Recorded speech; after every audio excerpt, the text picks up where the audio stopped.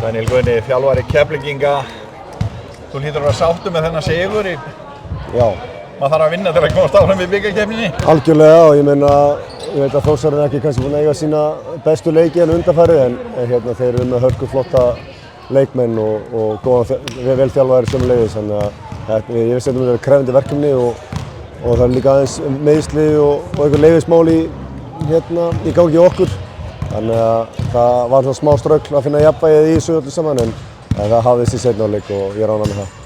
Þið náðu ekki alveg að spila leikinn í fyrri hálfleik eins og þau voru að gera mútið Stjörnunni, en þið mættu einhvern veginn allt annað lið í síðari hálfleik. Já, ég held sem eins og bara sögumblaðis, við bara sá hvað vantaði upp á og ég meina með góðum varnarleik kemur þægilegur sóknarleikur og við náum að byggja eitthvað til smá forskotana fyrir lok Myndið þriðja leikluta með 21 stig. Já, þannig að við lendum náttúrulega 50 undir í upphafi og við vorum að fara frá okkar gildum og syndum bara svona verkefninu fannst mér þá allavega ekki nægilega mikla virðingu gagnvart því að við vorum ekki að spila þessa vörn sem við vorum að gera á föstudaginn til dæmis.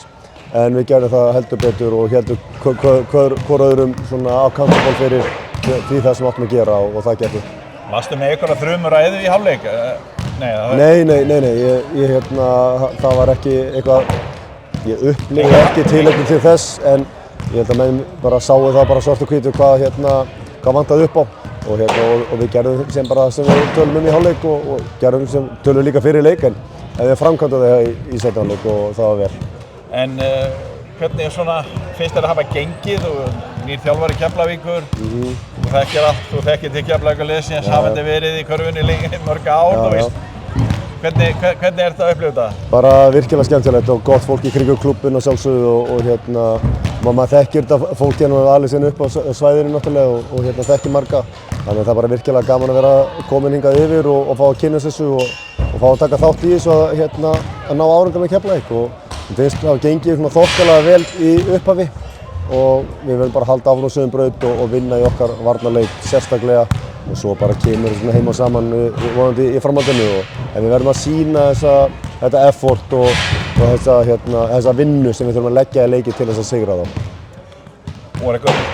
Voru einhver hófleg markmið fyrir tímabilið eða stefna menn hátt?